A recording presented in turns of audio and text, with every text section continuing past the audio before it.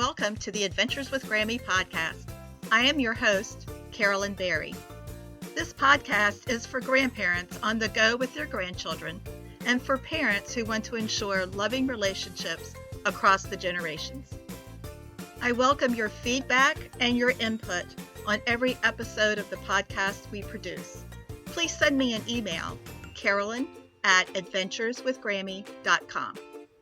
Now sit back with your favorite beverage and enjoy today's episode. Episode 10 of this podcast features two topics I enjoy and want to do more of now that my grandchildren are older: camping and hiking. Our guests for this program are author Donna McKinney and blogger and podcast host Peggy Barthel.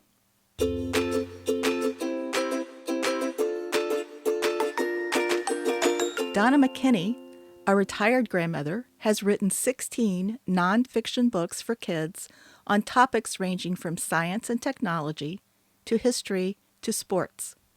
Before she wrote for children, she spent many years writing about science at the U.S. Naval Research Laboratory in Washington, D.C. She now lives in North Carolina near her family. I am impressed that you have hiked all of the state parks in the state of North Carolina. That is quite an accomplishment. How do you feel about that? So not to brag, but I feel really, really proud about it. My hiking partner, her name is Teresa, and she's right around the same age I am, which is early 60s. And she's lived in North Carolina all of her life. Her husband passed away just a few years ago too. So we had kind of some similar things going on, and we had become friends.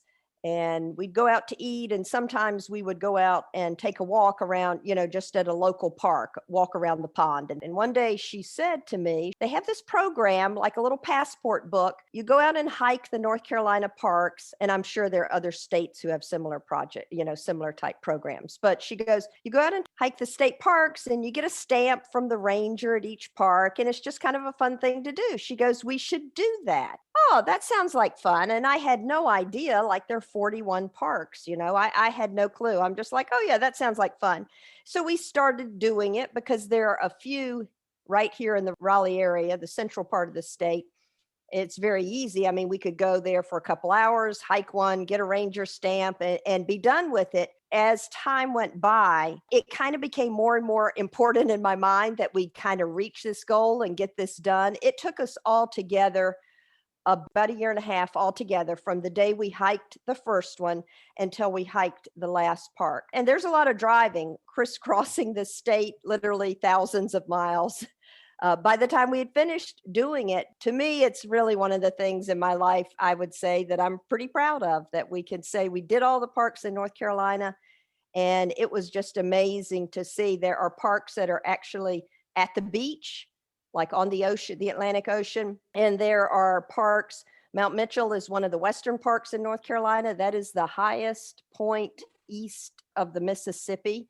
So we stood atop Mount Mitchell one cool day in July. Cool because we were up at that elevation. But yeah, so it was amazing to see all of the state in that way, and to get out and hike, be outdoors, do that kind of thing. It was just a lot of fun. Long answer to your question. I am very proud that we have done that. Yes. I'm impressed that you did it in 18 months. I would have thought that would have taken at least 2 to 3 years to do. Some of the trips where we would go out and the parks were close enough together that we might do, we might go out for 3 days and we would get to do 2 or 3 parks. So we could knock them off in little batches like that. Once we kind of hit our stride and realized, yeah, this is something we really want to do to get to the end of hiking all of them. I mean, we were really pressing as far as just making the plans and let's go do this. Both of us are retired, but both of us are grandmothers with grandchildren, like caretaking responsibilities. So we had to work around that. But yeah, we worked hard to get it done in 18 months. And we finished in November of 2019. And by February, March of 2020, COVID was here. And, travel got so shut down. And we have said to each other so many times, we are so glad we got that done just because of the long road trips we needed to make with the hikes. before COVID hit, because that probably would have sidelined us and we might not still be done if we hadn't finished it before that happened. Did you take any of your grandchildren with you, or have you taken your grandchildren hiking? We did not take them when we were doing the state parks. It would be easy for me to do that. I have hiked some locally here with an 8-year-old granddaughter and a 5-year-old grandson. Just this week, because we've had some temperatures that have been pretty mild for February, and we have been out in the woods on 2 different days where we hiked a little short trail just around a pond, letting them lead the way and just look and explore and do that sort of thing. So I do hiking with them here locally, things that are very easy access to get to and close to home. My younger son and his family, which includes a wife and 4 children ages 1 to 9, and I went to the mountains a while back for the purpose of skateboarding. But one of the things that I wanted to do was to see some of the waterfalls, but unfortunately the weather was not cooperative, and Skyline Drive, which is where the waterfalls were that we wanted to see, was closed. We've decided we will go back and tackle hiking and seeing waterfalls another time. But did you see waterfalls as you were on your Yes. hikes? Yes. So I would say that waterfalls are kind of my favorite nature feature as far as being out in the woods and hiking. In North Carolina, the state parks that are at the beach, I mean, those are really amazing too. It's neat that we have state parks that are on the Atlantic Ocean. But my very favorite thing is to be in the mountains and where there are waterfalls. And there are some really pretty waterfalls in North Carolina. I don't know, there's just something about that water coming over the rocks like that, but I think it's very cool.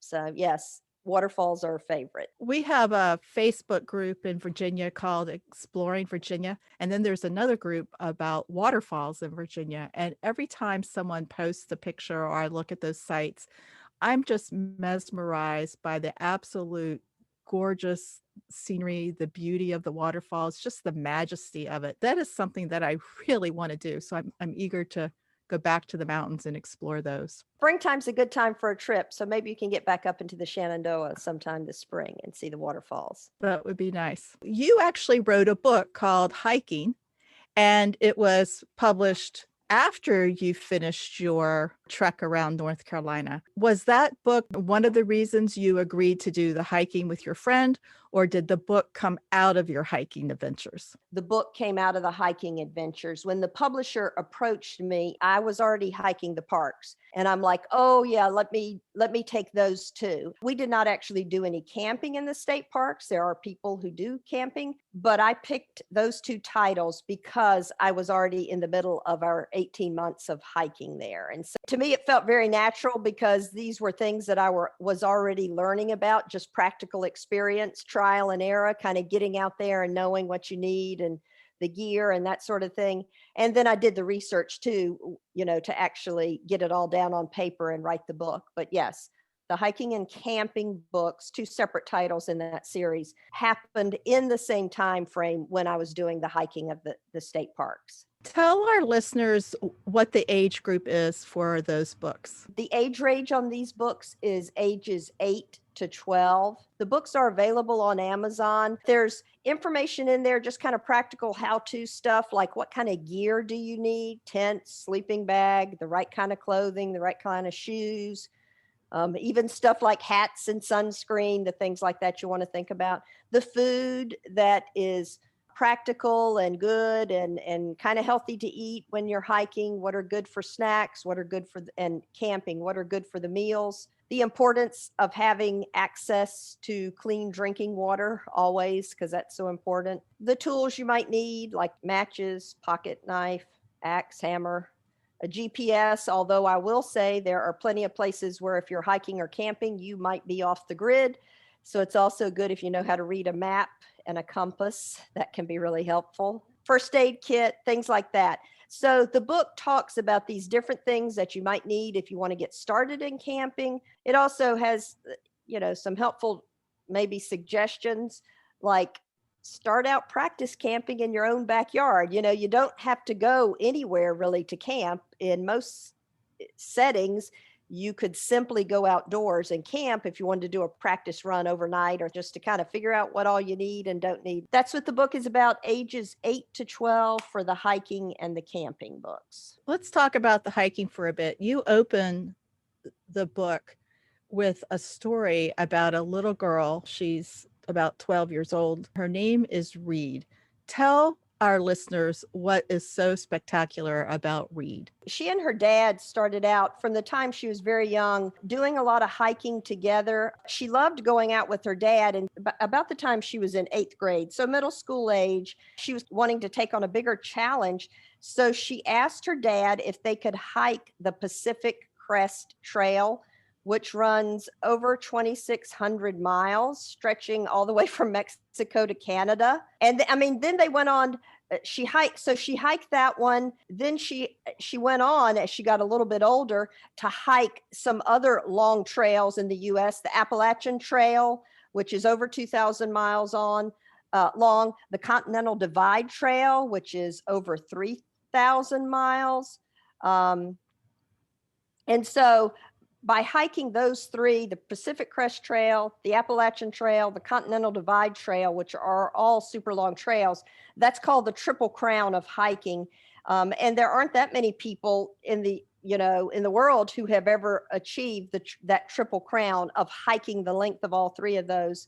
Reed did it. By the time she was done, she had hiked in 22 different states and she had worn out 6 pairs of shoes. That was a pretty amazing story. I think about a young person, she was like 11, 12, 13, 14 in the time she was doing those long hikes with her dad. But it shows something that, adults and kids with the right gear and the right motivation, something they can easily do together and accomplish some pretty amazing things. Yeah, it says at age 13, she had hiked all 3 of the trails for a total of 7,942 miles. That is amazing. Yes, it is. You talk about starting out with short hikes, but what kind of physical condition and mental condition does someone need to be in to accomplish, maybe not to the extreme that Reed did, but just to do what you did? What kind of physical and mental health do you have to accomplish that? Right. So I'm not a doctor, of course, but what I was already doing before I started the hiking of the parks was, I take my dogs out on walks twice a day. So I was, like 20, 30-minute walks once or twice each day. So I was doing regular walking before we started hiking the parks. And one thing we did too that I think is smart is I think you kind of need to know where you are as far as, physical capabilities. We would, every time we hiked, there was like a ranger station there, the park ranger station. And we would stop in and talk to someone, one of the rangers, and he's standing there looking at us. So obviously we're not 20 years old. We're like 60 plus with a little bit. And we'd say, okay, we want to hike several miles here. What do you suggest? And they can talk to you about, well, there's a lot of incline on this one, or there's a lot of rocks, or this is a flatter trail. So I think you can be smart about how you start off and how you kind of tackle things as far as doing what you're capable of doing safely, Right. We don't need superheroes needing to be carted down the mountainside. Right. I'm sure the Rangers did not want to do a rescue with us. Correct. So tell us about the best kind of clothing to wear. So from my research, and I think most of the experts would agree on this, so the things that are labeled as like active wear or wicking, where if you sweat as you would when you're hiking or when you're camping or when you're doing anything active like that, it's going to allow the clothing will dry and kind of evaporate. That's good. Another important thing is layers of clothes so that you can add more on or take off as you might get warmer or colder, whatever you need. So having the layers, that was something we did with the hikes. We always had like an extra layer in our backpacks when we went out, just so that we could stay comfortable as we're going. It's really important that you have good socks, just good quality socks, and that you've bought good fitting shoes, and like maybe sneakers are not necessarily the best hiking shoes. You want something that are either like hiking boots or even trail shoes, which is kind of just a heavy duty sneaker is what it looks like, but it's usually got a better tread and is better for being out on rough surfaces. Good shoes, good socks, layers of clothing, and that active wear or the wicking fabrics that allow the moisture to evaporate and not be clinging to you. Those are all good things. A hat is really a good idea. The sunscreen is really important. Even in the cold weather months, if you're going to be outdoors for long periods of time, you want that sunscreen on and plenty of water. If you're not going to camp on the hikes, what Right. gear do you need? As far as when we were going out on our hikes, we both had light backpacks. In the hot weather months, because North Carolina can be really hot in the summertime, I had a separate little backpack just called like a camelback. It actually has like a water pouch inside of it and this great long drinking straw, but it allows you to carry water on your back. I mean, water bottles work too, but I would use that because that allowed me to carry a couple of liters of water very easily on my back. So in the really hot weather hiking, that was the backpack I used. If it wasn't that extremely hot, then it was just a regular light little backpack. It wasn't anything fancy, but that allowed us to carry snacks and like a basic first aid kit, bug sprays. We always were needing the bug sprays, sunscreen, plenty of water, that sort of thing. We carried a whistle. We never needed to use our whistle, but just for safety's sake, we had a whistle with us. Explain the whistle for safety's sake. What do you mean by that? If you got lost, the whistle could be a way you hope that someone else might hear you if you make enough racket. I mean, and we were also hiking in some areas where there were bears. We never saw any bears, thankfully, but just that whistle made us feel better. I don't know practically how much good the whistle would have done if we came face to face with the bear. I think it may have been whoever could run the fastest would be the best off. But we had a whistle with us, on a strap on my backpack. I would be a little afraid of bears. Yes. Well, we weren't looking for bears, that's for sure. But we were in places, especially in the mountain parks, and also even in the eastern part of North Carolina, the Dismal Swamp State Park. And I think there's some bears there, it seems like. But yeah, so there's some different. Yeah. Okay. Because that's not far from you, right? The Dismal Swamp region. Yeah. So I know there are bears there. Yes. Well, see, it's right on the line because in North Carolina, it is a state park for us. The Dismal Swamp is that big an area. Right. Yeah. Yes, So yes. Yeah. So there are bears there, and there are bears in a lot of the mountain regions too. We never saw a bear, but lots of mosquitoes, but no bears. One of the things that I've heard and you've written in your book is leave no trace. And what exactly can you define what leave no trace means? Leave no trace means no gum wrappers, no trash, nothing left behind. So if we sit down in the middle of the woods somewhere and have a snack, then all of our wrappers, Ziploc baggies, a plastic water bottle, an empty plastic water bottle, whatever it might be, goes back into our backpacks until we get out to somewhere where there are trash cans and we can get rid of it. For me as a hiker, it just means that there have been times even where we have seen a plastic bottle thrown down on a trail or something like that, and we've picked it up and carried it out to sound sappy. But, these lands belong to all of us, and we want to take care of them. And so taking care of them, I think, means leaving them as naturally as they can be. That means taking the trash out. So we haul our trash home, leave no trace behind. Some people would probably define it like, don't go destroying things, don't go cutting down trees or things like that. Don't tear things up either is another way I think of thinking about leave no trace behind. For us, we thought of it strictly in terms of the trash, everything that we might have used or opened up or ripped apart while we were in the woods, we hauled out with us and threw it away in the proper container once we were back in civilization. You talk about geocaching in the book, and my grandchildren are getting to the age, well, one, they're at the age where the idea of pirates' treasures just fascinates them, but they're getting to the age where I think they might begin to enjoy geocaching. So I wanted to introduce them to that just even around my farm, to hide little trinkets and get them to, learn to use a GPS.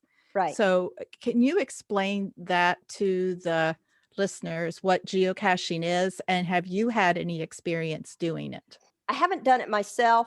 I have been with someone at the beach before who had done geocaching, and she was explaining it to me and showing it to me because we came upon a couple of places that was a location where there was a little trinket there and there was a logbook there. So you use a handheld GPS device of some sort to track and find hidden objects that other people have placed there. And a lot of times they have placed it in some kind of little container that is waterproof and keeps it safe.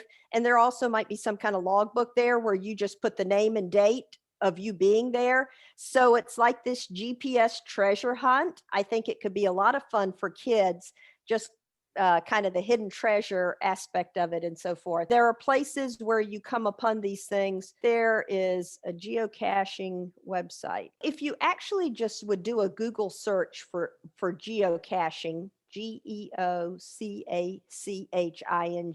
You'll see a lot there as far as some websites and so forth that explain it, what it is about, and how you actually go about doing it. But I'm looking at the website right now while I'm talking to you, and the homepage says there are millions of geocaches around the world. There are probably even some near you right now. And so you can find these websites online if this were something that a parent or grandparent wanted to do with a child and learn a whole lot more about it. The treasure hunt aspect of it would be a fun thing to do with a child or a grandchild, for sure. Yeah, I haven't approached them yet about it. I'm waiting until summertime when it's warmer weather, but that's definitely something that I would like to do with my grandkids. Are there any other tidbits that you want to share with the listeners about hiking? What would you like to tell listeners? One thing that I came to realize, I mean, I think I probably knew this like from an intellectual standpoint, had knowledge, but as we started doing the hikes over that period of 18 months, I mean, it really is good for you, not only physically, but I think mentally, just to get outdoors. And for us, having that goal that we were working toward of doing all the North Carolina parks, I mean, that was a really good thing too. I think goals are good in life. Having goals are a good thing, and having something to work towards. Just the mental aspect. And I talk about that. Honestly don't remember if it's a hiking or I think it's a camping book. Medical professionals have said that, this idea of being outdoors is and being, active in nature and so forth. There are proven health benefits to it, not just the physical benefits of getting out and walking around, but the mental benefits of what it does for you to be outdoors. So I think it's a really good thing. I think it's a great thing to do with the children or the grandchildren. I think being in the woods is like being in this great big giant classroom, educational without feeling like you're in a classroom, if that makes sense. Like there's learning that goes on. Oh, absolutely. Just because you are out in nature, and there are ways of learning and things that maybe can be achieved that the limitations of a classroom you might not be able to do. So I'm just a huge fan of the outdoors as far as getting out with the grandkids and doing things. And it doesn't have to be that coordinated or organized. You want to be safe, but just to get out and take a walk through the woods is a really good thing, I think. I'll give you a good example of a lesson learned out in nature.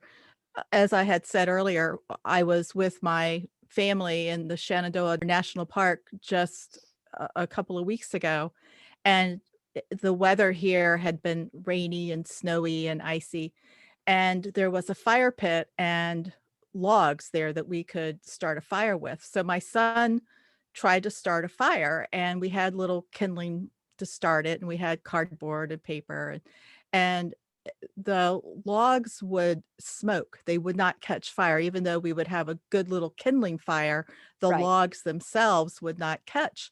And so my my grandsons, his older two children, were quite disappointed and wanted to know why the wood wouldn't burn. And so it was a lesson on, well, the firewood is wet, so it has to be dry in order to burn. Their dad bought a small batch of firewood the next day, and then that night we were able to build a successful fire, and we roasted marshmallows and made s'mores.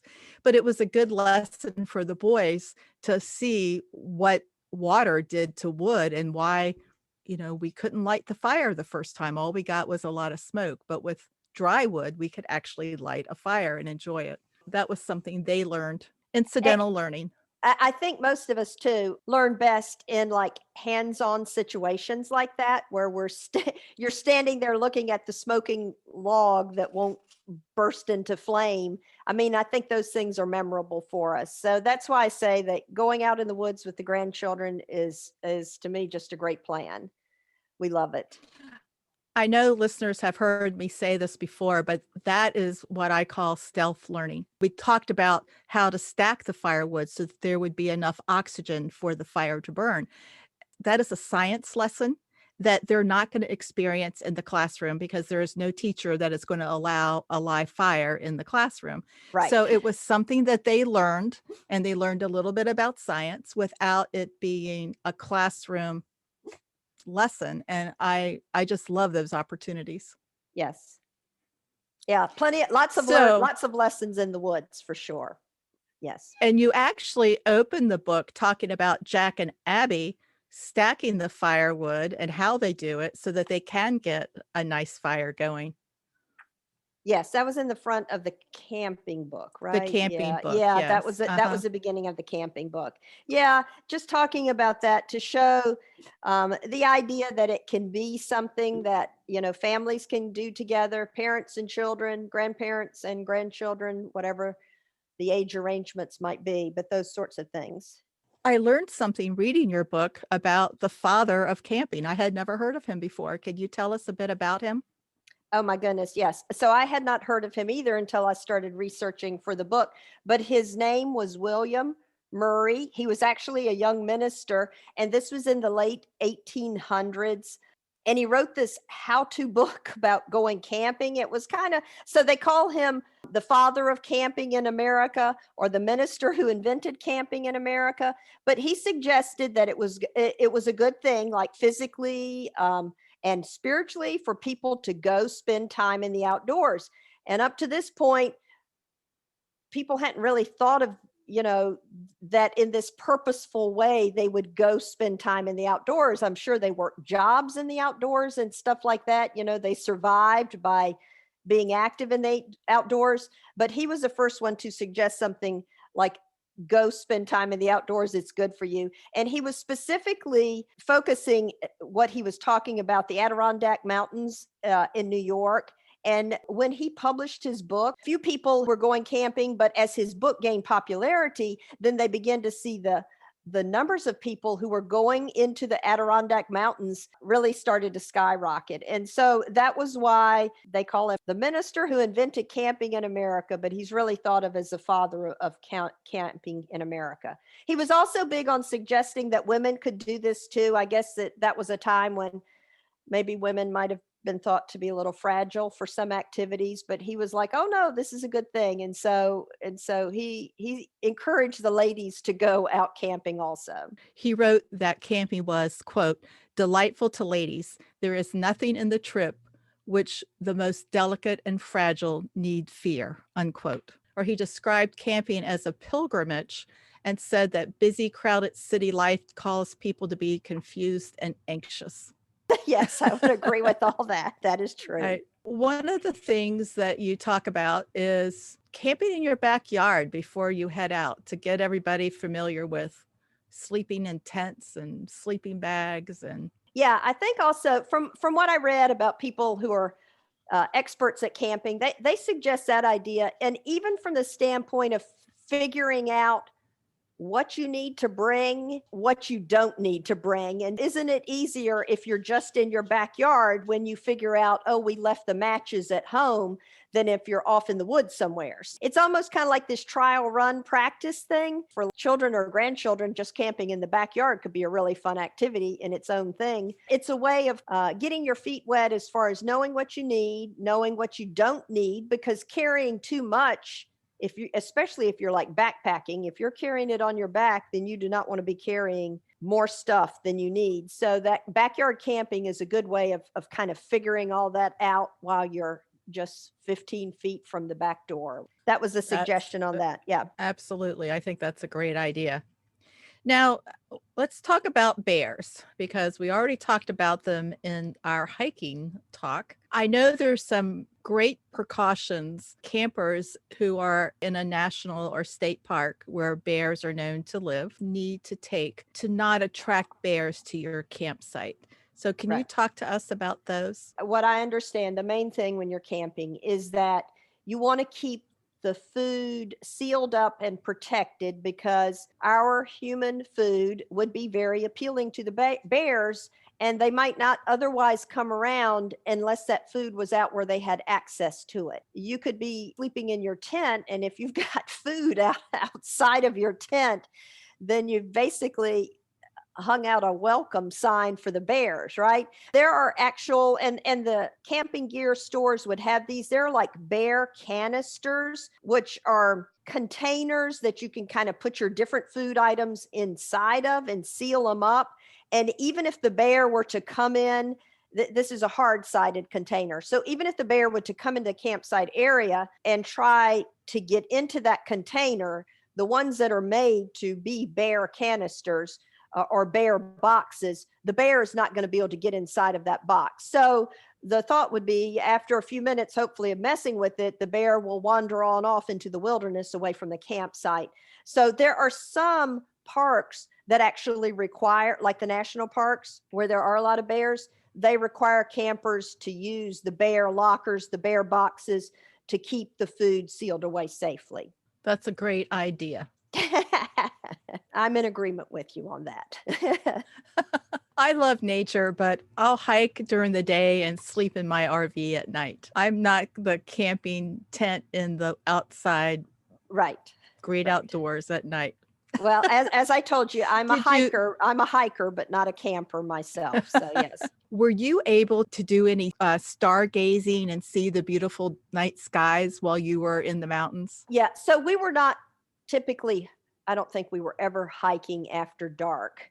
We were back to the vehicle by dark, but we were out in those areas, which is away from the cities, after dark. And yeah, I mean, the night sky is amazing once you're away from the city lights. It really is. So if you're going to be out there in hiking or camping, doing any of that sort of thing after the sun goes down, then be sure and look up, because the night sky puts on quite a show once we're clear of the light pollution that comes from city light. Waterfalls and stargazing are two of my passions, and the reason that I want to explore the state and national parks far away from cities and light pollution. I'm just really eager to see that. I want to ask one other question.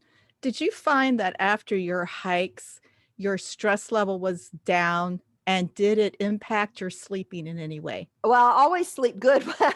On the days that I have actually hiked, I always sleep better, just because I think it's more than usual physical activity for me, like not too much activity, but it's been a good workout that day, and I always slept well at night. Absolutely, yes. To me, it's very relaxing to be out away from just like the distractions of even home or town life or city life, whatever, to be out in woods. I just think that's very relaxing. Well, maybe we will meet up on a hike one day.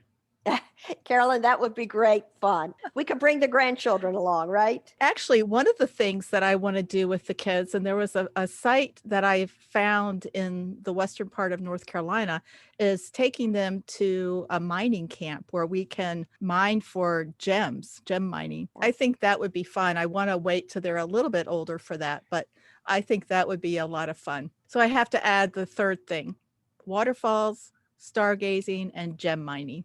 Oh, Perfect. That would be a great week. You've got a week-long trip there already, I think.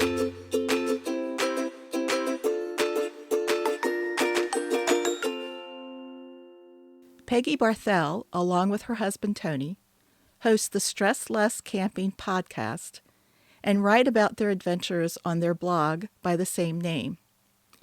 Pull up a chair and join Peggy and me around an imaginary campfire as she regales you with stories from her childhood and shares tips that will help you and your little campers become and remain happy campers. Tell us why camping is a great family adventure. Camping is a great family adventure because it gets you away from the house, away from the daily routines, which you may have completely under control, but you don't realize that they kind of control you. You know, your daily get up and go to do your schooling and do this and do that. And so camping takes you out of that atmosphere and really kind of gives you the opportunity to do things differently. And you know, even if it's as much as going in the backyard and not looking at the dirty kitchen or something. That's a way that I always find that, you know, just being outside of the house and being in a different environment changes my mentality enough that I can really change and really relax and be stressless. I know you just went on a camping adventure. Where did you go? We did. We live in Northern California, and we had thought we were going to Quartzsite, Arizona for the big RV show, but we changed our minds kind of at the last minute, but we already had the time scheduled out to go away. So I kind of sketched out a trip to Death Valley, and then it was the greatest trip ever because every morning we got up and said, well, are we ready to move on or should we just stay here for another day? So that complete lack of stress of having to be somewhere at some time made it such a great vacation. But we went down through the Southern California desert and into Death Valley and visited Death Valley for a couple of days. Can you tell us a bit about Death Valley and Joshua Tree National Park? I grew up in Southern California, so I spent a lot of time in the Mojave Desert. So it's kind of like really dear to my heart, a place I love to go. Joshua Tree and Death Valley are two national parks in the Mojave Desert. Joshua Tree is known mostly for its big granite boulders that are very beautifully eroded and very round and very nice for bouldering, but it's also famous because the Joshua tree, the plant, it's found in other places in the Mojave Desert, but it's very common there in the Joshua Tree Park. Very known for the Joshua trees and for the climbing boulders. Death Valley is a really big park, and it is known for its extremes. So it has Badwater, which is 282 feet below sea level. It's got the extreme low elevation, and then it's also got like a very high elevation, you know, because you go up in the mountains. It's got extreme hot temperatures. Even in the wintertime, the temperatures are quite warm. It was like 70 degrees while we were there in January. And it's got a variety of things. So you've got a Salt Creek, which houses a little fish that's indigenous only to the Death Valley area. You've got that low elevation. You've got some really beautiful geology. So it's a multiple day exploration to see all of Death Valley. And then right now it's closed, but Scotty's Castle is in the northern part of the valley, and it's this fabulous house that has a lot of history, but unfortunately was flooded in a really bad storm a couple of years ago, and they're working on fixing that up. Is that where you camp? When we were in Death Valley, the campgrounds in the valley were closed. We camped in a town called Tacopa, just outside of Death Valley. There is camping in Death Valley, and there is camping in Joshua Tree when they're open. Okay. And the desert actually, the wintertime is actually a great time to visit the Southern California desert because, you know, like in Northern California, it's cold, and all over the country it's cold, but that like I said, it's like 70 degrees there during the day. Although they did get snow in Death Valley right after we left, because there was a big wet, big winter storm that came through the whole state, or probably the whole country. And they did get some snow right after we left, but it tends to be really warm and mild down in that area. I remember on a cross-country trip with my children, they went from Death Valley to Yosemite, and from, warm to in shorts, walking in snow in Yosemite Park. Yes. Yeah, we've got some really, California's got a lot of, I guess because it's got a lot of elevation change, it's got a lot of microclimates that you can get to from one day to the next, or during one day. Drive for a few hours and you can be, like you said, from 70 degrees to snow.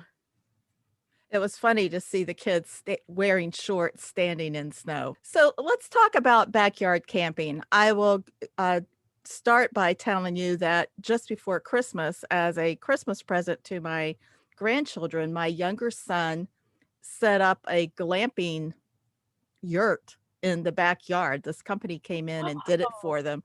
And they had dinner and hot chocolate, and they set up a movie screen so the kids could watch movies from the yurt. It was really fun. The kids had a great Christmas. Fabulous. But that is a lot of fun. Yeah, that's on the glamorous side of backyard camping. My idea of a backyard camping is just to pitch a tent and put a sleeping bag in. So in between, I know there are lots of alternatives. So what can you suggest to our grandparents that they do for their little ones? What would be a fun backyard camping experience? I'm with you. I think pitching a tent with some sleeping bags is a great idea. And it's about the activities. Part of it is the excitement of sleeping in the tent or sleeping outdoors. And if you don't have a tent, maybe string up some hammocks or something, and just so that you can sleep outdoors. But also the activities of being outdoors. And I guess it really depends on where you live and what your yard is like. Spend the afternoon searching for different kind of leaves or looking for insects or something, so that you're really in nature. So you don't know you're in your yard, you're in nature. And then if you have any kind of a ability to have a fire pit, roast your hot dogs and roast your marshmallows for your s'mores over the fire pit. These are the kind of memories that I still have from when I was a kid camping with my grandparents, of just that together time. And I think that's the important thing, is just to spend that together time. So do a little bit of nature observing, maybe use your barbecue grill if you don't have a fire pit.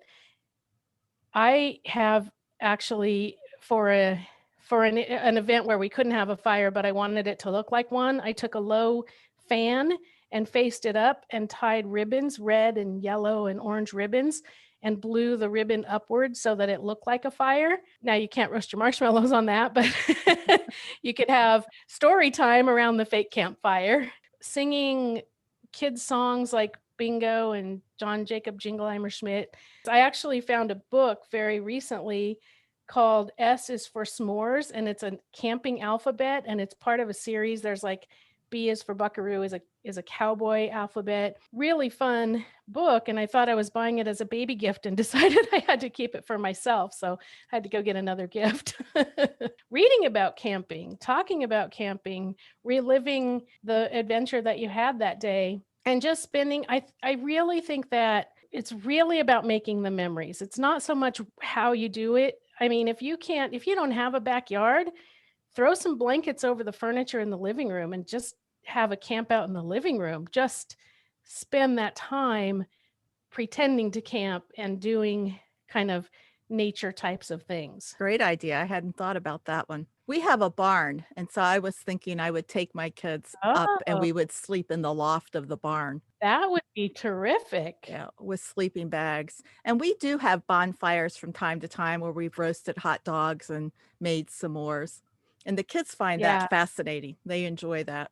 Tell us about growing up and camping with your parents and your grandparents. What was that like? Tell us some of the experiences. So when I was really young and my parents were still together, my parents would take us camping, and by that time there were four of us, and we were 2 years apart. And so I know that my mom, I don't know how she did it, to be honest with you. I don't know how she did a lot of things in life, and I asked her, and she's like, "Oh, I just managed." So so we would camp together. We lived in Colorado, so lots of great opportunities to be in nature there. I can remember one time very young, and we thought that ash was falling from the campfire, and then we realized it was starting to snow. We were just out there camping. And then a couple of times my grandparents from California would come and pick us up in Colorado, myself and my younger sister, and we would camp. They had a truck camper, and we would travel back to California and we would camp along the way. And those memories are so much fun because I know that we spent a lot of time with our grandparents, and we got to see all that country between California and Colorado. And I can remember, standing on the four corners of the United States and swimming in KOA campgrounds. And they took us to a different year, they took us to the Oregon coast with my sister and my cousin. As an extended family, my grandparents and my aunts and uncles and my mom, we would all go out to the desert on weekend, like a lot of times on the weekends, and just go out. And my grandparents belonged to a dune buggy club, so we'd go hang out with the dune buggies, or we'd have a few dirt bikes that my cousins owned, and we'd just go out and run around the desert like heathens. And and everybody, all the grown-ups were the parents, and all the kids were siblings, and we just were together in a big group and in a big open area where there was all kinds of freedom to just roam around and have fun. And my grandparents, like I said, they belonged to a dune buggy club for a while. So we would go with that club and spend a lot of time with those dune buggies. I actually learned to drive in my grandfather's Baja Bug, went out in the desert at 12 years old. But the great thing about that was I understood manual transmissions and stick shift and clutches, so that when I wanted to ride a motorcycle or when I started actually driving, I had all that experience already, and I didn't have to learn to drive. I just had to learn to drive on the street. And parallel park. Oh, yeah, I've never really gotten very good at that. I read that you had a special relationship with your grandfather. I did. Yeah. After my dad left and my mom was raising us by herself, my grandparents really picked up a lot of the extra work that it took to raise 5 children. And we spent a lot of time with our grandparents, after school and on summers when my mom was working, because, that was my father figure. My grandfather and I were very, very close, and I was kind of his left-hand man, and I would run errands for him, and I would pour his coffee. And when he got a little older, and when I got a little older, he was diabetic, and so he had to have insulin shots, and he let me give him his shots. And so I was like one of only 2 people in the family that would dare to stick a needle in grandpa, but somehow that made us closer too, I guess. You write about, after everybody else has gone to sleep, just watching the campfire with your grandpa. Yeah, if grandpa was going to be up, I was going to be up. If grandpa was going to be taking a walk, I was taking a walk. I was kind of like a little puppy dog following him around and just wanting to do the things he did and be like him. And I can remember sitting in the smoke of the campfire, and everybody's up and running around, moving around, trying to miss it, and he'd just sit there. So I'd just sit there suffering, like, if he's going to do it, I'm going to do it. And he said, well, smoke follows beauty, so it must be that it's just coming to the most pretty people. What a sweet memory. Yeah. Are you a geologist? I am. I actually do have a degree in geology. I have a master's degree in groundwater geology. I haven't really used it because right about the time I got my degree, I also bought a bed and breakfast. And so kind of changed my life. But I do have a great love of geology and enough understanding to get by. I also am really interested in, I took a couple of classes that described the relationship between geology and biology. So certain rock types will support certain kind of vegetation. And that really always fascinated me. And doing a study on groundwater and surface water in school, I was able to tell where there would be fresh water based on what vegetation I could see. And that always really stuck with me. And I really enjoy being able to understand those relationships between the water and the vegetation and the rock type and things like that. Do you use any of your schooling when you're camping other than finding the fresh water? I don't necessarily, well, it kind of guides where I want to go as a tourist. I want to go where the geology is really interesting, and the Mojave Desert really does that for me. But also, we got a chance to go to Yosemite in the summer of 2020 when they were really limiting how many people could go in. And that was a fantastic experience because we were able to observe the geology. We didn't, go hiking up Half Dome or anything like that, but we were able to see all the things without the extreme crowds that Yosemite is famous for. And so I tend to, when we are talking about where we want to camp or where we want to take a road trip, I tend to seek out places that have interesting geology. That's a wonderful way to plan a trip. I had just interviewed the founder of the Family Travel Association, and that was his tip for families planning vacations is to first think about what it is you want to see and do, and then scope out the destination, as opposed to, I want to go this place, but it might not have all of the things that you really want to do on your vacation. I thought that was an Right. interesting way of looking at it, and you just reinforced that. Similarly, we talked to James and Stephanie Adenero from the Fit RV recently, and they said a similar thing. Tony and I, the way we travel, we tend to pick a destination, and then when we get there, like maybe take a walk. We're not really very active people, but we'll take a walk or we'll have our bicycles. James and Stephanie plan their trips based on where they can do something active. They want to mountain bike this trail, so that's where they go camping. They want to hike this mountain, so that's where they go camping. And so that's a great way to plan, is to determine what it is you want to do or what you want to see, and then find the places that you can do those things. So let's go back to your childhood and sitting around the campfire. What kind of stories did your grandfather tell? Probably mostly lies. Oh, those are the best stories.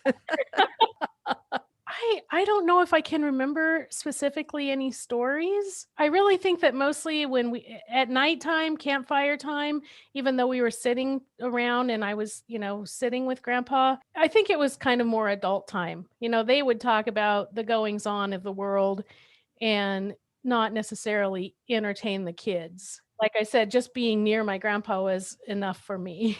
Well, what kind of foods did you eat on your camping trips? So that's one of the greatest memories of camping with my mom, actually, is that because she worked so many hours and she worked so hard, there were things that we only got to eat when we were camping. For example, we always knew when a camping trip was coming up because she would bake cinnamon rolls. And so we knew that cinnamon rolls meant we were going camping, because that's the only time we ever got cinnamon rolls. And then she would make breakfast again, it goes back to that, you're out of your normal element, you're out of your normal busy routine, and you get to do things differently. And so she would take the time to make us pancakes or French toast and, maybe fry some bacon and give us cinnamon rolls. And this was like some of the funniest things that you remember. We got to stir our own hot chocolate. So she would put a scoop of powdered milk and a scoop of chocolate, and she'd pour hot water, and we got to make our own hot chocolate. And that is cause this crazy, you think probably as a parent, you're like, this is not going to be a memory, but that is stuck in my head forever, that I got to stir my own hot chocolate. And then, when we camped as groups, we did a lot of kind of potluck food.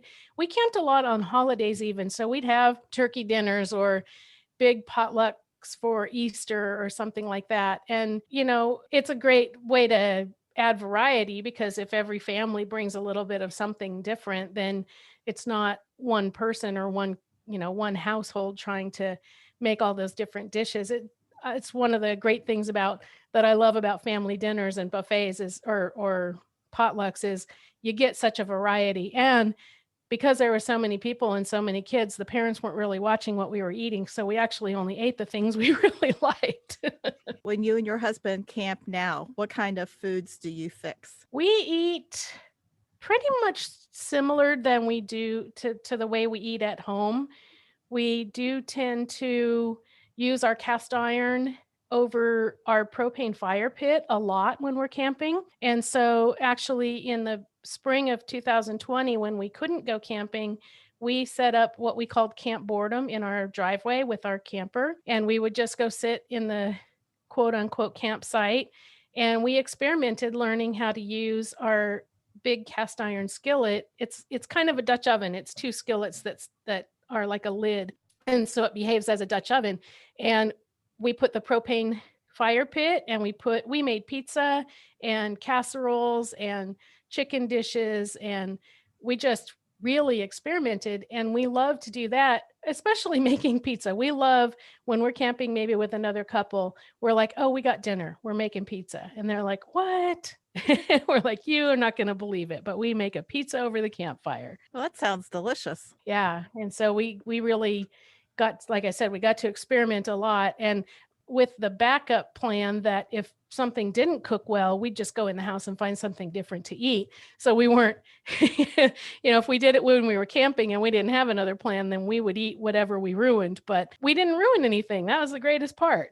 So I think if you have, like I said, if you have a tent, you're like 90% of the way there, because even if you don't have sleeping bags, you've got blankets and pillows. And if you don't have a tent and the weather's nice, you can just camp out under the stars. It doesn't really take much.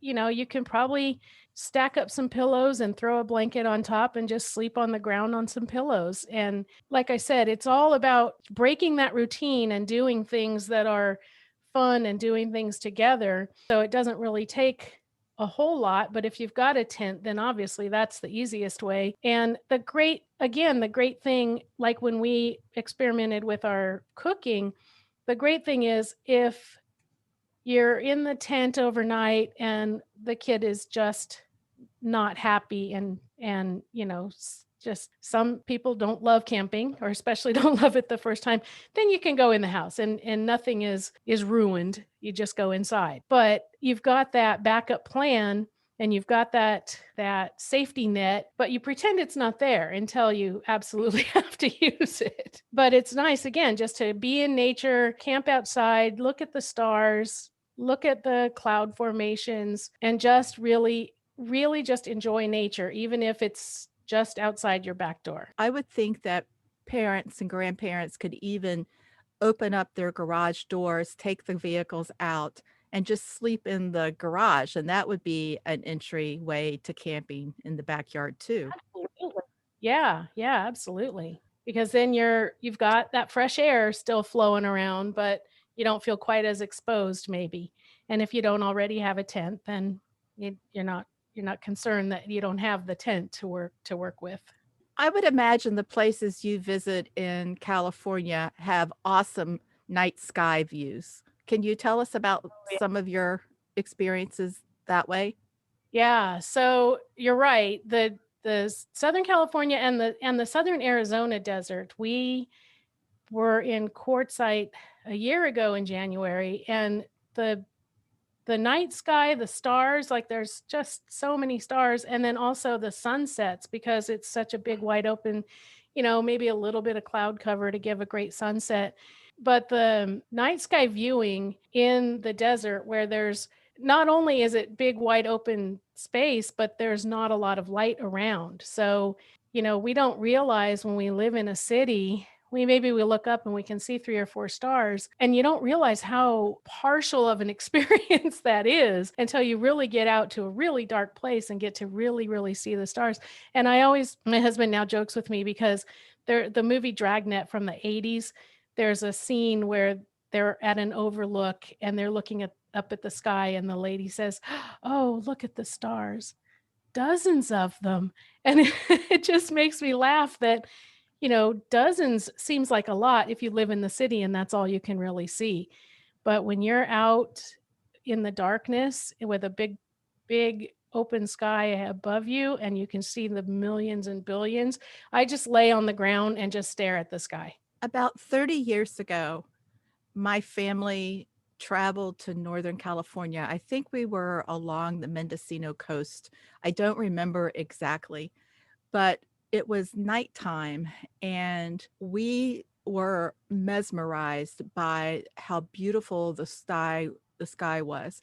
The stars looked so big and it looked like they were so close to us that we could just reach up and touch them. It was the most beautiful, the most spectacular sky I've ever seen. Yeah. Yeah. And that's one of again, that's, you go in nature, it doesn't take a lot. It doesn't cost you anything well, I mean, it costs you to get there, but it doesn't cost any extra when you're there to look at the sky. It doesn't cost anything to go out in the backyard and pick up leaves that have blown around from the neighboring trees and see if you can identify which tree they came from. And those are memories that will stick with a kid. The things you think won't, like I said, making my own hot chocolate, the littlest things are really bound to stick with a kid with a child, as long as they know that you're spending that quality time with them. I think a lot of what you're saying is the idea that you're using your senses.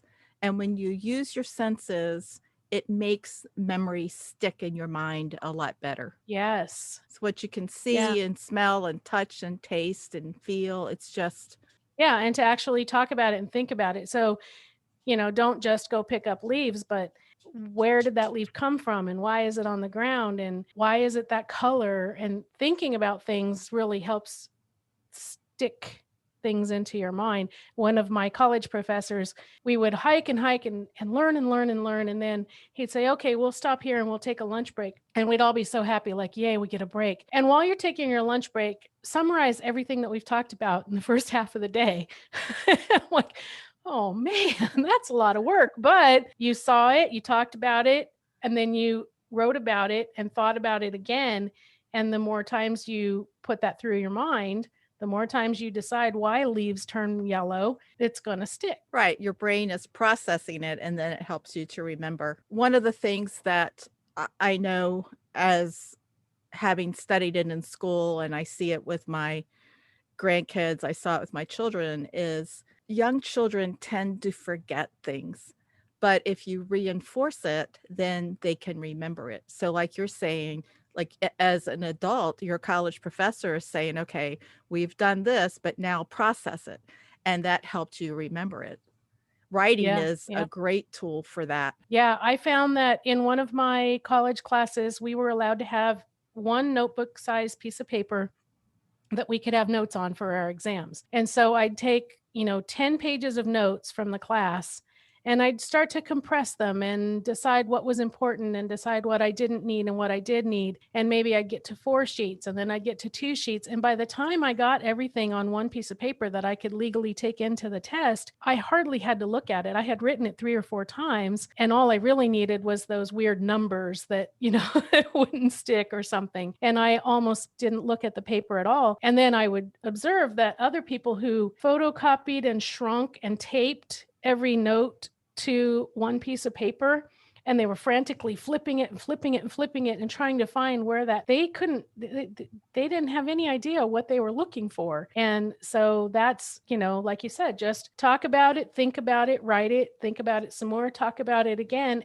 and it's likely to stick with you for a long, long time. Such as stirring your own hot chocolate. That's a cute story. I Right. really like that. One of the things that I did with my grandkids is make butter.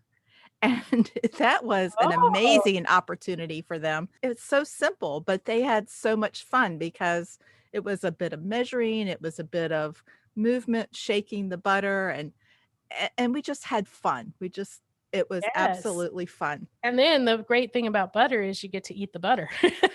Yes, on hot rolls or hot Yes. bread. So, what else do you want grandparents to know about camping? I want them to know that it can be as simple as you need it to be. Like I said, if all you can do is go out to the garage and sleep on some pillows, or if all you can do is throw a blanket over the couch and pretend like you're in a tent, just do it and just make it as fun and interactive and a learning experience that they don't know they're having, right? So let it all be fun and they will remember it.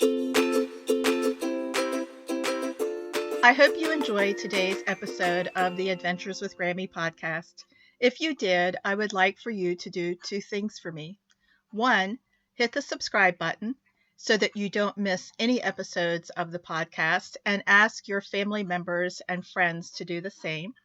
The second thing is to visit the website, adventureswithgrammy.com, and look on the menu bar and click on the link Newsletter Sign Up. That will give you access to my monthly newsletter. Also, ask your family members and friends if they will sign up too. Please feel free to contact me, Carolyn at adventureswithgrammy.com, with any comments or suggestions.